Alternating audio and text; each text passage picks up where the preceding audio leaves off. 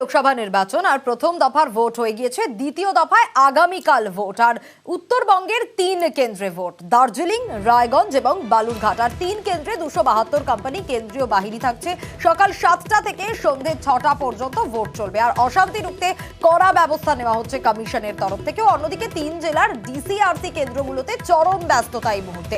EVM সরঞ্জাম নিয়ে বুথমুখী হতে শুরু করেছে ইতিমধ্যেই কর্মীরা। আমরা জানার চেষ্টা করব এই বিষয়ে, 3 দিকেই আমরা নজর রাখার চেষ্টা করব। 3 প্রান্ত থেকে আমাদের 3 প্রতিনিধি রয়েছেন। একদিকে অনুপ রয়েছেন বালুরঘাট থেকে, দার্জিলিং থেকে রয়েছেন অপর প্রতিনিধি আবির আমাদের সঙ্গে, আর অভিজিৎ রয়েছেন আমাদের সঙ্গে রায়গঞ্জ থেকে। শুরুতেই আমরা বালুরঘাটের দিকে নজর রাখবো। অনুপ রয়েছেন আমাদের সঙ্গে। অনুপ, এই মুহূর্তের ছবিটা জানতে চাইবো। যেরকম বালুরঘাটের 7টি বিধানসভা কেন্দ্র এবং সেই 7টি বিধানসভা কেন্দ্র মিলিয়েই বালুরঘাট লোকসভা কেন্দ্র। খুব স্বাভাবিকভাবেই এই মুহূর্তে ব্যস্ততা চরমে।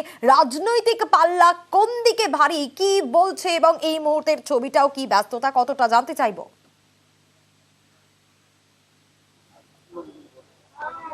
একদমই দেখো সোনিয়া, বালুরঘাট হাই ভোল্টেজ লোকসভা কেন্দ্র এই বছরের। কারণ বালুরঘাট লোকসভা থেকে এবছর প্রার্থী হয়েছে সুকান্ত মজুমদার, অপরদিকে রাজ্যের মধ্যে বিপ্লব মিত্র রয়েছে। সে কারণেই হেভিওয়েট প্রার্থী হিসেবে যেমন রয়েছে তেমন হাই ভোল্টেজও রয়েছে কিন্তু বালুরঘাট লোকসভা কেন্দ্রে। এই মুহূর্তে বালুরঘাট লোকসভা কেন্দ্রে যে ভোট কেন্দ্রে পৌঁছানোর জন্য যে ভোট কর্মীরা, তারা কিন্তু চরম ব্যস্ততায় রয়েছে। কারণ বালুরঘাট মহকুমার মধ্যে 4টি বিধানসভা, তার যে ভোট কর্মীরা সেখানে বালুরঘাট কলেজে সকাল থেকেই কিন্তু তাদের যে সরঞ্জাম, সেই সরঞ্জাম তারা নিয়ে ভোট কেন্দ্রে পৌঁছানোর জন্য এখন চরম ব্যস্ততার প্রায় শেষ লগ্নে চলে এসছে। আমি এই মুহূর্তে রয়েছি বালুরঘাট কলেজের পাশেই, যেখানে তপন বিধানসভার সমস্ত গাড়ি লাইন দিয়ে দাঁড়িয়ে রয়েছে।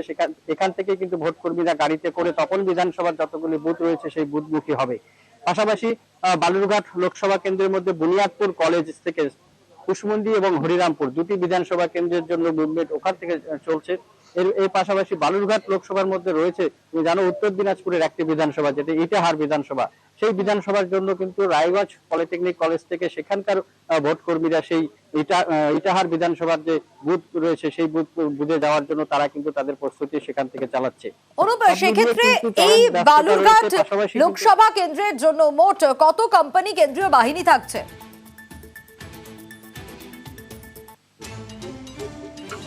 বালুরঘাট লোকসভা কেন্দ্রে 73 কোম্পানি কেন্দ্রীয় বাহিনী থাকছে। তার পাশাপাশি কিন্তু রাজ্য পুলিশও থাকছে, প্রায় 3000 মতো রাজ্য পুলিশ মোতায়েন থাকছে বলে আমরা জানতে পেরেছি।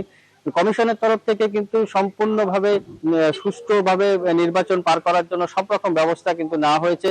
পাশাপাশি যে তাপপ্রবাহ, সেই দিকেও কিন্তু নজর রাখা হচ্ছে, কারণ গরম থেকে যাতে কোনো সমস্যা পড়তে না হয় মানুষ ভোটারদের, সেই জন্য কিন্তু যে ভোট কেন্দ্রগুলোতে শেডের ব্যবস্থা করা হচ্ছে, রাখা হচ্ছে পর্যাপ্ত পরিমাণে জলের ব্যবস্থা, পানীয় জলের ব্যবস্থাও। সোনিয়া, বেশ অনুপ, এবার নজর রাখার চেষ্টা করব দার্জিলিং এর দিকে, কারণ দার্জিলিং এর ছবিটাও জানতে হবে। দার্জিলিং থেকে আবির রয়েছেন আমাদের অপর প্রতিনিধি আমাদের সঙ্গে। আবির, দার্জিলিং গোর্খাল্যান্ড একটা ইস্যু তো রয়েছে, আর রাজনৈতিক দিকটা যেরকম জানতে চাইবো, তারই পাশাপাশি কালকে ভোট, সেক্ষেত্রে এই মুহূর্তের প্রস্তুতি কিরকম?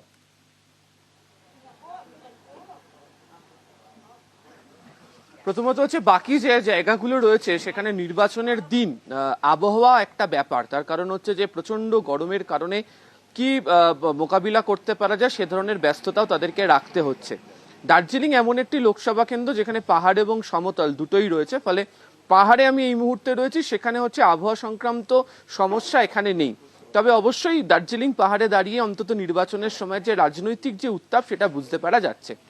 এই দার্জিলিং, কালিম্পং, কার্শিয়াং এখানের একাধিক বুথ রয়েছে যেখানে অত্যন্ত দুর্গম পাহাড়ি এলাকা। সেখানে সকাল থেকেই যারা ভোট গ্রহণের কাজে নিযুক্ত যে সমস্ত কর্মীরা রয়েছেন তাদেরকে পৌঁছে দেওয়ার যে ব্যবস্থা তা করে ফেলা হয়েছে। দার্জিলিং লোকসভার মধ্যে দার্জিলিং বিধানসভা রয়েছে। দার্জিলিং বিধানসভা, তুমি সঙ্গে থাকো।